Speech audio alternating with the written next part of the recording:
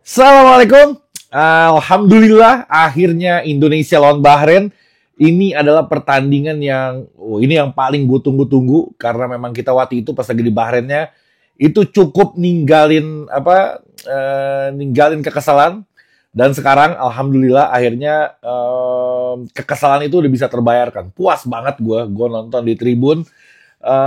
Gue dari awal, gue dari sore udah datang, gue mau ngerasain vibes-nya gimana di sana, suasananya, masuk ke dalam pelataran GBK, buka bareng di situ bareng fans juga, fans timnas Indonesia. Terus banyak hal-hal menarik dan akhirnya endingnya itu dengan kebahagiaan ya, kita menang lawan Bahrain. Ini adalah kebahagiaan luar biasa. Ini adalah hadiah Lebaran untuk kita semua. Benar-benar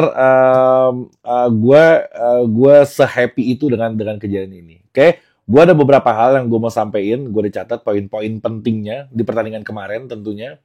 Nanti juga gue mungkin akan bikin video kedua, part keduanya yang gue khusus akan ngebahas secara teknis tentang pertandingan kemarin. Gue mau ngebahas yang ini dulu, tapi sebelumnya gue mau ngingetin kalian. Buat kalian yang belum sholat ketika nonton gue minta ke kalian itu untuk utamakan sholat dulu. Jadi di pause aja video gue, tinggalin gue dulu, lo sholat dulu.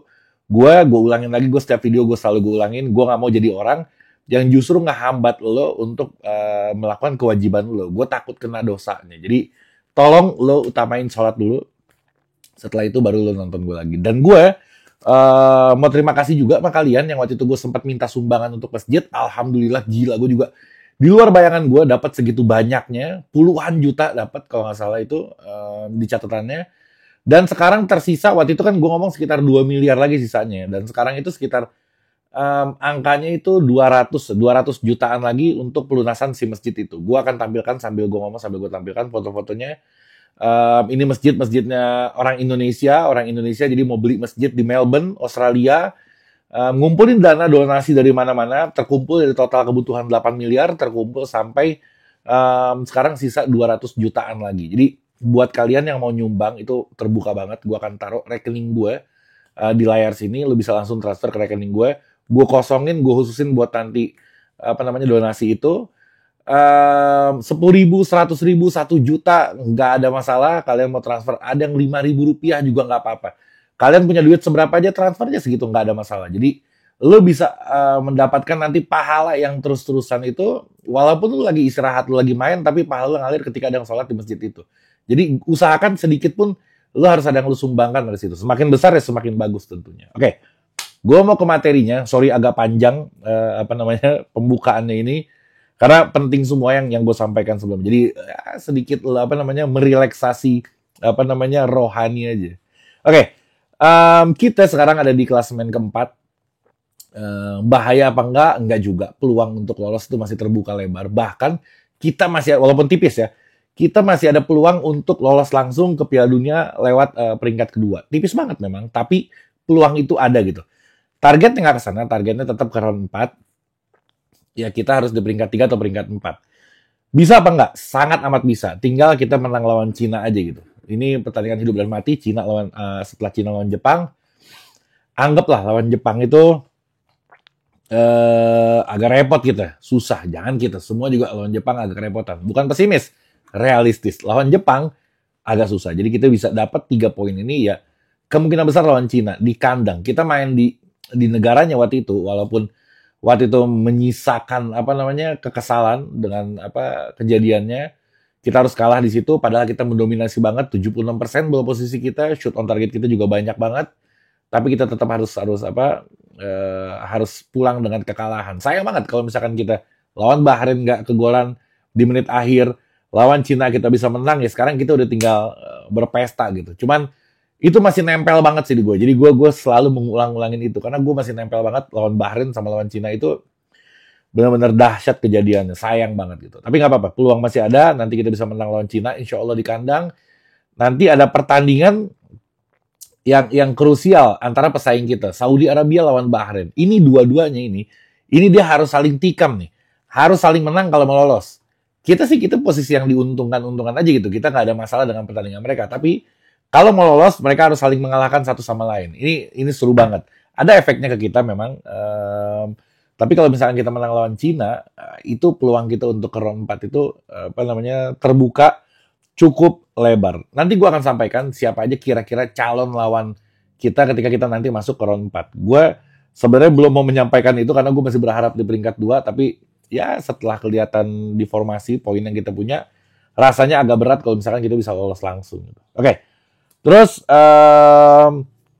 bentar, gue cari dulu catatan gue yang ini nih ya, kemungkinan lawan kita nanti di round 4, gue mengira-ngira yang pertama itu kemungkinan kita bisa ketemu Oman. Oman masih oke lah, karena gue patokannya sekarang gini, Bahrain ini kita kalahin, sedangkan Bahrain ini mengalahkan semua yang ada di negara Arab gitu. Di Piala Teluk Bahrain juaranya, berarti sisanya ya dikalahin sama Bahrain gitu. Kalau kita bisa ngalahin Bahrain, ya kita mungkin kemungkinan ada bisanya untuk mengalahkan tim-tim yang di bawah itu gitu. Oman, kemungkinan pertama yang kita ketemu, ada Uni Emirat Arab, terus ada Irak yang paling berat sebenarnya, dan Qatar. Kalau misalkan Irak ini bisa lolos langsung, gue nggak tahu poin dia, gue lupa ya. Tapi kalau misalkan dia bisa lolos langsung, ya bagus juga. Jadi kita nggak perlu ketemu dia. Atau Qatar, gue belum tahu ketemunya siapa aja. Tapi ini gue mengira-ngira aja. Kira-kira tadi gue ulangin, Oman, Uni Emirat Arab, Irak, dan Qatar. Ini kemungkinan calon-calon lawan timnas Indonesia. Oke, gue mau kasih pemain-pemainnya. Gue ngelihat keren banget Joy Pelupesi. Kalau lo sepakat sama gue, itu pemain dia nggak pernah kelihatan, nggak kesorot juga, nggak terekspos, tapi posisi dia itu menggampangkan pergerakan si Tom Haye kalau lo perhatiin. Dan dia membuat Jay Itzes ini nggak terlalu capek gitu, nggak harus masuk maju-maju terlalu ke depan lagi karena udah ada Joy Pelupesi yang nyimbangin di tengah. Ini orang keren gila, ini orang keren banget, pengalamannya luar biasa, dan dia juga memang dari 2011 atau 2017 dia dulu memang pernah sama Patrick Kluivert. Jadi Kluivert kenal banget sama pemain ini. Bahkan kata Kluivert di konferensi pers ya, dia bilang kalau si Pelupesi itu dulunya itu bek kanan. Gue yang rubah dia menjadi pemain tengah, dan sampai sekarang dia menjadi pemain tengah. Itu atas campur tangannya si Patrick Kluivert menjadikan si Joe Pelupesi ini menjadi pemain tengah. Dan sekarang dari timnas kita, dan permainannya gila, luar biasa. Gue dulu kaget-kaget ngeliat Tom Haye. Sekarang gue ngeliat Pelupesi ini kayak, waduh, ini jawaban dari yang selama ini kita nggak punya. Kita udah punya 2 jawaban. Kita butuh striker, kita punya Romeni. Kita butuh gelandang bertahan, kita punya Joe Pelupesi. Sebenarnya udah sempurna tim kita. Hanya kekompakannya aja. Ya nggak bisa lah lo ngejudge pemain atau pelatih hanya dari satu pertandingan yang mana dia belum latihan gitu. Nggak bisa juga. Jadi harus sabar dulu. Buktinya ada perubahan di pertandingan yang berikutnya. Ya itu adalah progres yang bagus gitu. Gue mau sedikit aja dari setiap pemainnya. Gue pikir tadinya Emil Audero yang akan main. Ternyata Martin Pas. Tapi nggak mengecewakan juga, walaupun cuma ada 1 on target doang. Martin Pas itu kayak ngopi aja. Dia kayak nggak ngapa-ngapain di bawah gawang karena jarang keserang gitu. Udah cukup di tengah aja udah banyak yang putus itu serangan dari si Bahrain, dan lini pertahanan kita luar biasa banget. Oke, jadi Martin Pas nggak ada catatan yang spesial karena dia nggak keserang banyak. Di kanan gue liat Kevin Dix sempat bagus banget, gila mainnya, tapi ada kadang-kadang goyang dia di sekitar, gue lupa ya, di babak kedua awal atau di babak 1 akhir gitu. Itu kayak goyang banget mainnya Kevin Dix. Gue bilang aneh banget nih orang nih. Mestinya Sandy Walsh lah yang dimasukin. Gue waktu itu berpikiran kayak gitu. Tapi overall oke juga si Kevin Dix. Bahkan dia banyak crossing dari dia yang lumayan menjadikan peluang gitu. Bahkan dia juga ada tercipta beberapa peluang yang dari kaki dia. Terus Rizky Ridho nggak usah dibahas. Selesai itu udah terlalu istimewa. Jay Itzes juga nggak usah dibahas. Udah terlalu istimewa.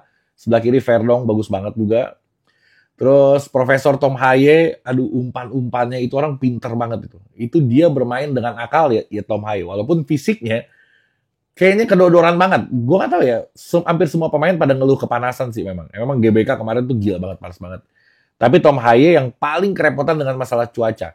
Jadi kelihatan kemarin dia kayak kecapean, bahkan dia sampai diganti akhirnya. Tapi sebelum dia kecapean, itu umpan-umpannya memang benar-benar Profesor. Marcelino Ferdinand banyak ngebuang peluang yang harus dioper nggak dioper, tapi asis dari dia. Ngerti nggak lo? Ini anak istimewa, jago, terus selalu produktif gitu. Kalau nggak dia ngegolin, dia ngasih asis. Kalau nggak jadi dia orang ketiga. Tapi ada 1-2 hal yang dia bikin kesal gitu ketika kita nonton. Tapi terbayarkan dengan skill dia, dengan performa dia yang akhirnya ditutupin jadi bagus gitu. Terus Romeni nggak usah dibahas, back to back dia ngegolin 2 kali berturut-turut di Australia. di Indonesia, bahkan ini spesial banget, dan gestur dia yang kayak gini, itu sekarang menjadi viral, semua orang foto kayak gitu, gue juga ngikutin, dan artinya ternyata, itu artinya keren banget, itu ada maknanya, dibilang, buat orang yang lagi ngedown, lagi ngedrop, ada lagi masalah apa segala macam, lo harus tetap tegakkan kepala lo. Itu maksud dari selebrasi dia, artinya kayak gitu. Orat Mangun juga ada asis sebenarnya, apa ya, Marcelino kok nggak salah, yang ke langit bolanya itu dari Orat Mangun nggak salah. Stabil, oke aja lah dia kalau misalkan dikasih poin ya, yang nggak yang super bagus tapi yang nggak jelek-jelek amat gitu. Terus ada yang masuk Kambuaya keren, dia bisa mengimbangi, bahkan dia asis yang dari kaki luar, yang kayak Eliano nendang ke atas juga itu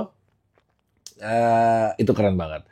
Eliano tuh kayak canggung kemarin gue ngeliatnya ya, kayak dia tegang gitu, kayak ngeliat sana ngeliat sini gitu, kayak belum siap untuk dimainin si Eliano. Mungkin karena suasana lagi tegang-tegangnya, terus dia masuk di menit-menit akhir, ya mungkin dia belum siap gitu. Terus siapa lagi yang main?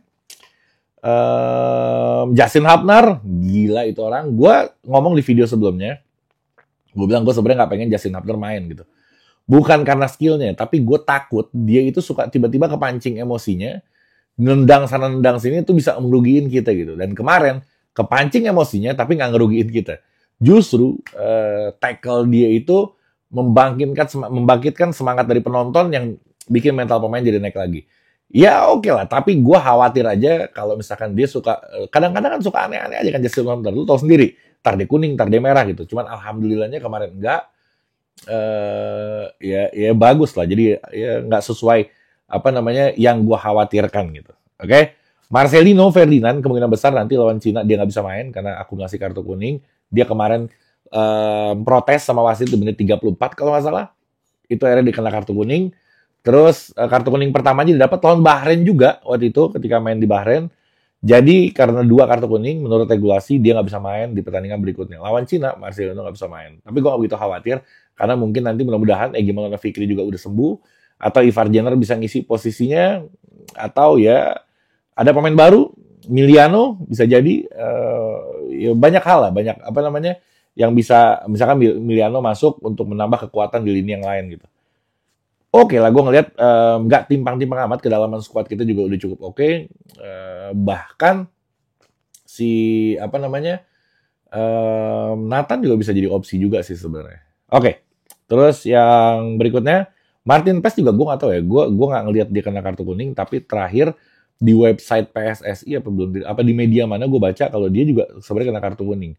Kayaknya dia nggak bisa main. Gue belum tahu ya, belum tahu fix apa enggak. Tapi kemungkinan kalaupun dia nggak bisa main, gue juga nggak khawatir. Masih ada Emil. Gue kaget banget ngeliat Emil belum main, belum debut, tapi dia begitu nyanyi Tanah Airku itu semua pada nyanyi bareng. Gue nggak tahu dia baca atau dia apal ya, tapi dia pada kayaknya Emil ini, apalagi Emil itu kan lahir di Indonesia, dia lahir kan di Lombok gitu. Jadi dia memang sebenarnya cinta, cuma kelakuan bapaknya yang bikin kita gedek aja kemarin ini gitu. Tapi dia udah gabung ya, kita harus full support kepada si Emil Audero. Oke, terus si pelatih Bahrain dia bilang dia kecewa banget dengan apa yang terjadi di Indonesia.